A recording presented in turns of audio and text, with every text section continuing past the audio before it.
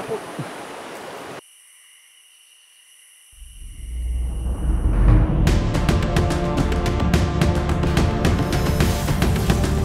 Ito, yung nakuha natin dito sa tabing daan. Ayan, isa sa mga prized vipers dito sa Batanes. We are very lucky to find one.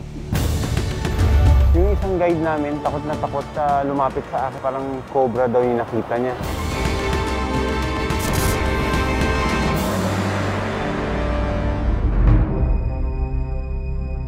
Bukod sa mga balyena, dinayo ko rin ang isla ng Camiguin Norte para kilalanin ang ahas na kung tawagin ay karasain.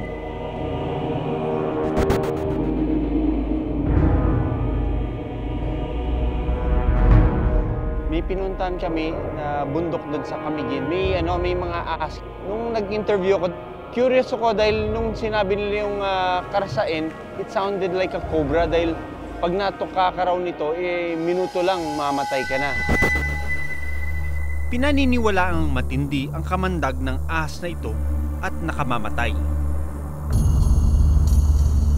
Ang paniniwala namin dito kasi yun, talagang makamatay talaga. Yung karasain, yun ang number 1 na kinatatakutan ng mga tao dito, yung mga itim. Yun daw ang pinakamatapang at pinakamakamanday. Aalamin ko kung gaano ito katotoo. Ang inakyatan namin ay yung Mount Balasissima.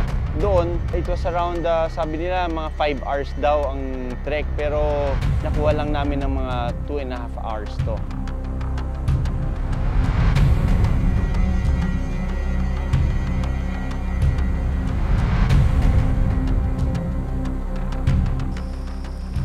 Okay, so finally, we reach our campsite. Ito ay isang temporary shelter ng magsasaka dito.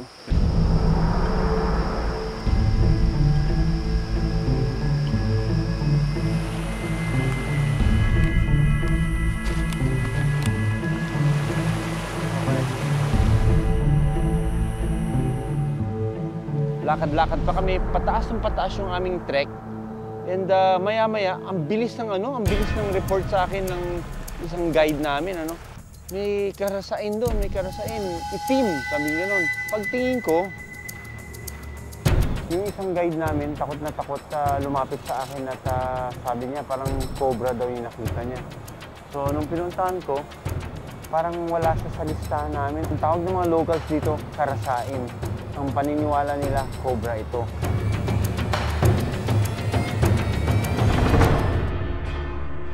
Habang unti-unti kong nilalapitan ang karasain, dama ko rin ang takot sa muka ng mga kasama naming guide. First time ko makakita ng ganito, especially sa dilim, So, nadala na rin ako na parang mukhang king cobra to. Ang ahas na nakita namin na tinatawag nilang karasain, may pagkakahawig nga sa itsura ng king cobra dahil sa balat at kulay nito. So nakita ko yung bands na yun, and lalong tumatak sa isip ko na parang this might be the king cobra. So pagka nung tumakas na, sabi ko nasa na. Kinuha ko yung snake tongue ko and bago makawala, grab ko na kagad siya. Pero pag grab ko pa lang, iba yung behavior na ina-expect ko.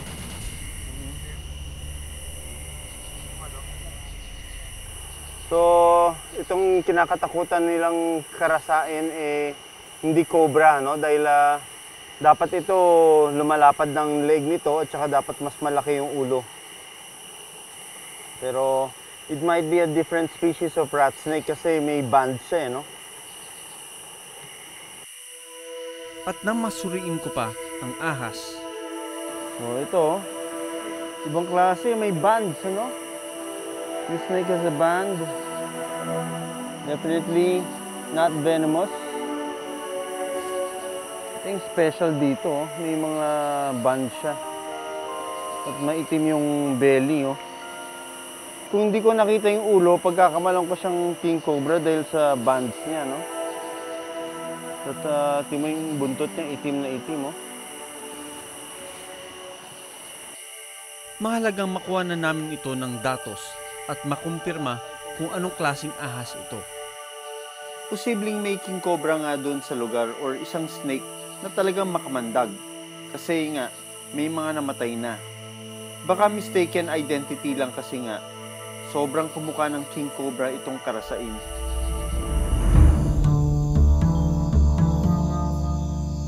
Kinuha na namin pala siya ng mga sukat, inalam ko kung babae o lalaki siya, so lumabas na lalaki itong snake na ito. All of this data will be helpful for the herpetologist.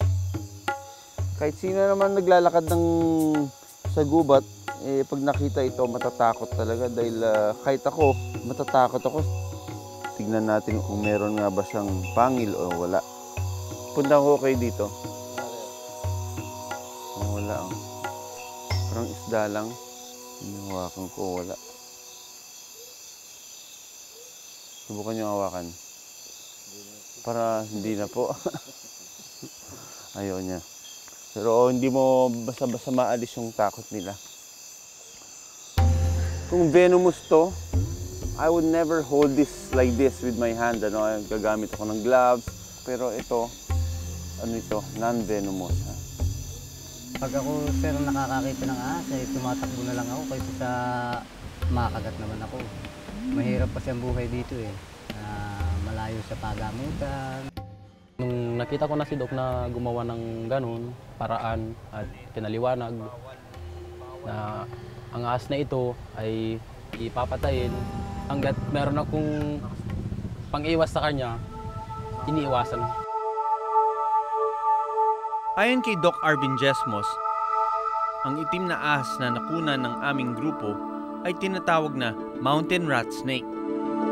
Isang uri ng rat snake na sa mga matataas na kagubatan nakatira. At ang grupo raw ng Born to be Wild ang unang nakapagdokumento ng ganitong uri ng ahas sa isla ng Camiguin Norte. Actually, yung inyong record from Camiguin is the first. So, nakadagdag ng bagong information. Yung inyong lakad doon, yung inyong expedition doon, it's basically a new record for that island group. It's very important kasi it extends range, distribution range.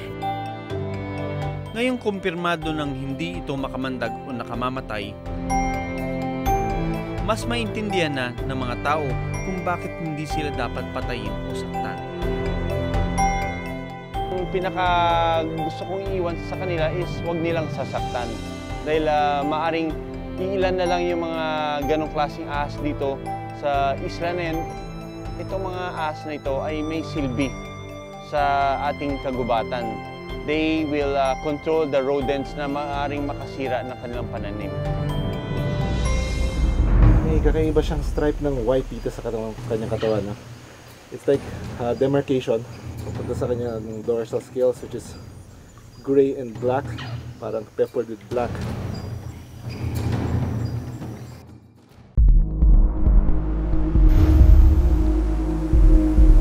Dinarayo ng mga turista ang Batanes. Pero lingid sa kaalaman ng mga bisita, sa kagubatan, may makamandag na naghihintay. Ang mga buday o Batanes pit viper na may iba't ibang kulay.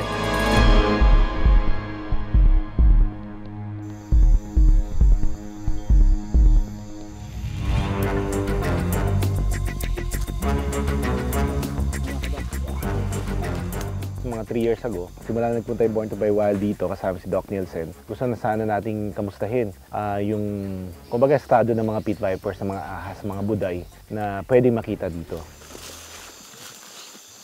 We're hoping na may makita tayo dito ng mga pit vipers at hapon na ngayon, nag-uumpisa na silang lumabas.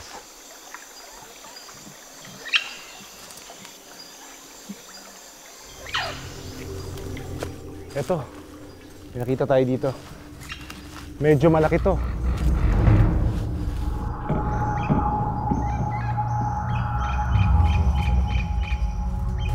Come on, boy.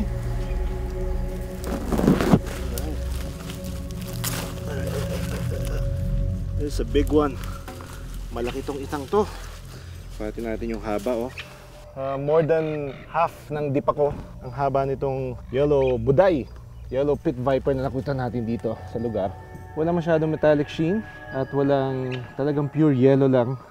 Walang spots. First time ko nakakita ng ganung kahabang pit viper. Kulay dilaw siya na talagang unblemished, purely yellow yung itsura niya.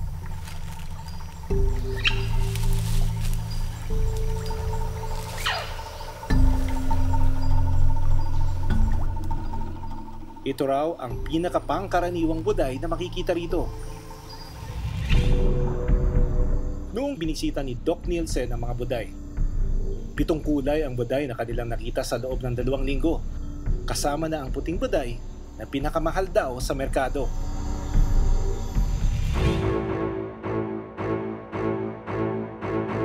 Halos 30% ng Batanes ay kagubatan. Ito ang nagsisilbing tirahan ng mga buday. Dahil protected area ang buong Batanes, walang anumang pamumutol ng puno ang pinapayagan sa kanilang kagubatan. At bibihira lang daw ang sumusuway dito.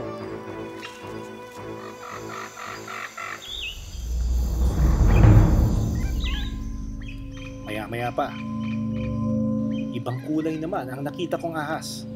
May nakita tayo dito isang pit viper. Since nakita niya tayo, nag-active siya, no? Huwag lang natin iwawala yung paningin natin kasi it can easily blend to its surroundings. Well, tignan mo dito, halos hindi na mapapansin kung bigla mo siyang titignan. Alright. Okay, first time ko makakita ng ganitong klaseng kulay na gray and black. It can strike. Parang ang akma nito, talagang pwede mag-strike anytime, ha?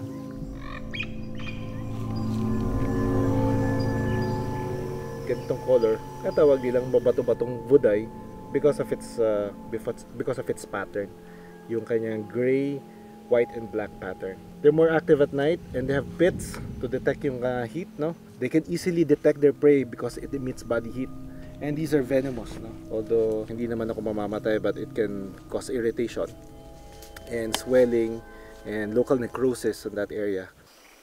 May 2 butas sa ulo ng mga pit viper na tinatawag na pit. Dahil dito, nalalaman ng ahas kung nasaan at kung gaano kalaki ang kanyang nabibiktimang pagkain. Ang mga buday ay ambush predator. Ibig sabihin, tahimik itong nag-aabang sa pagkain bago umatake sa tamang pagkakataon.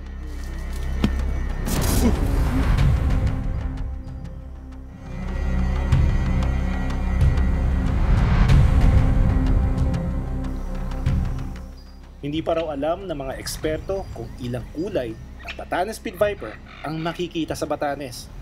In nature kasi ang isa sa pinakamadali na trait na maaring mag-iba ay ang color. Ang coloration kasi may mga iba-ibang factors na nakaka-affect nito. Yung mga individuals nga na nagka-camouflage, for example, tinatry niya kopyahin, for example, yung background environment niya. So maraming mga factors para mag-iba yung kulay.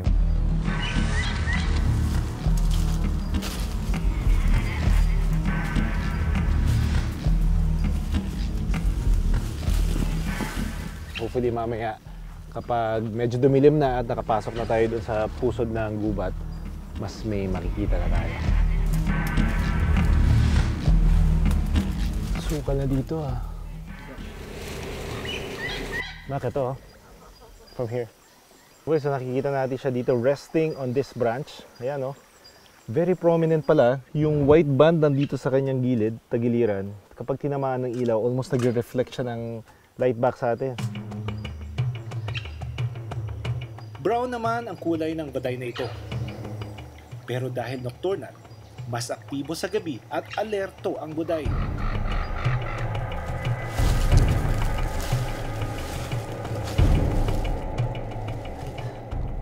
Ito medyo feisty a little bit. Lumalaban siya sa panghawak ko. At nakikita mo yung pattern ng kanyang skin. Meron siyang parasite. Ano ko lang Natanggal ko rin ang parasite ng ahas. Ito yung pinagkabitan ng parasite. Sa susunod na paghahanap, isang pambihirang kulay ang makikita ko. Ito, yung nakuha natin dito sa tabing daan. Ayan, isa sa mga prized vipers dito sa Batanes.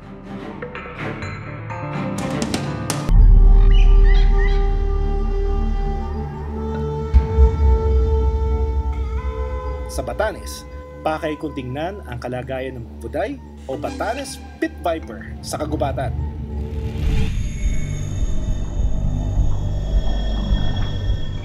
Magandang hapon po. Magandang hapon din. Minute namin yung isa sa mga sikat na nanguhuli ng pit vipers dito sa lugar. Ngayon sa Batanes, si Mang Antonio. Dating poacher o nanguhuli ng baday si Mang Antonio. Pero ngayon, pagtatanim at pangingisda na lang ang kanyang ikinabubuhay. Anong pong asong binibili mo?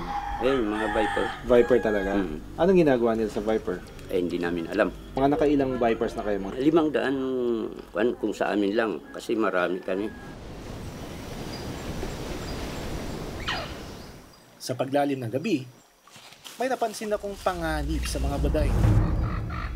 Sinisilaban ang mga tuyong damo para muling tumubo at makain ng mga alaga.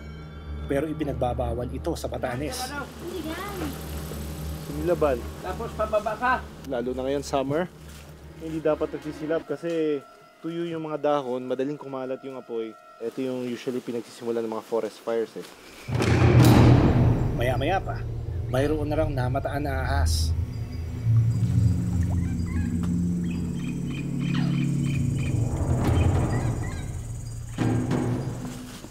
Alright. Katulad ng nakita na yung nakaraan, may kakaiba siyang stripe ng white dito sa kanyang katawan. No? It's like demarcation mula dito sa kanyang abdominal scales papunta sa kanyang dorsal scales, which is gray and black, parang peppered with black. So hayaan na lang natin. I was hoping mas madami ako makikita ng vipers doon sa lugar kung saan, doon sa loob mismo ng forest. Pero dito pa natin siya nakita kung saan mas malakas or mas mataas yung interaction niya with humans. Hindi malayong nagkakasalubong din ang buday at ang mga tao rito. Sa mga tao, sagabal sa kanila, kaya pinapatay. Hindi mo naman sila pwedeng sabihan. Kung sabihin sa'yo, bakit gusto mo bang matuklaw? Kaunting lakad pa lang kami. Ang ligsi! Vince, halika! Okay. Ilaw. Hindi ko nakikita ha. Okay. Nandun lang sa tabing daan, may napansin ako na isang akala ko ugat lang. And when I looked at it closer, parang may scales. So nung hinawakan ko ng aking snake hook, it moved. And it was indeed a viper, a pit viper. It was white with dots on its dorsal surface. Ito, yung nakuha natin dito sa tabing daan mismo, kung saan dumadaan yung mga baka at yung tao. Nandito lang siya sa side, nakita natin, patakas. Ayan, isa sa mga prized vipers dito sa Batanes, Batanes white viper. Pero this one, merong gray specks, gray and brown specks, no? Usually, yung pinaka-prized na pit viper, Batanes pit viper, is yung pure white. Makikita mo. But just the same, this is my first time ever to see and actually encounter in the wild yung isang white viper. Yung itong mga ganitong klase, nakakakita pa ba kayo madalas? Kahit ako, ngayon lang ako nakakita ng ganyan na kanyang kulay. Maging si Mang Antonio na mahigit 60 taon nang nakatira sa Batanes, ngayon pa lang ito nakita.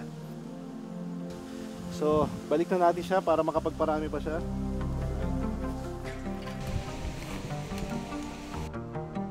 Maging ang born team noon ay hindi pa ito nakita. Patunay kung gaano pa rin kasamot-sari ang mga buday sa Batanes.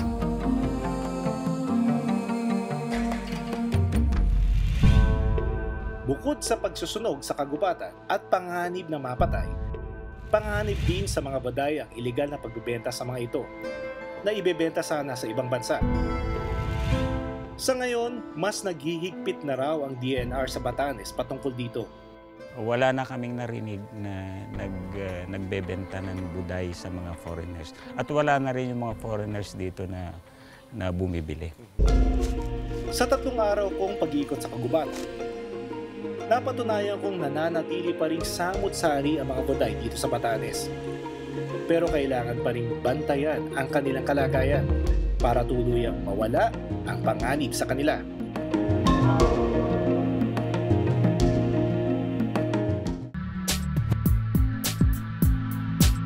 Iikutin ko ang ganda ng Batanes at aalamin ko kung paano mapapanatili ito.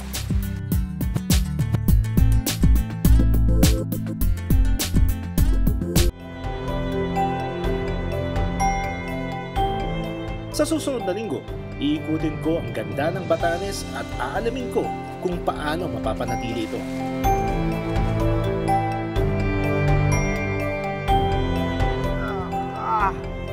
Woohoo! It's a big fish! Grabe oh. Halos lagpas kalahati ng katawan ko. Ako si Doc Ferds Resio. Ako si Doc Nielsen Donato. Born to be wild.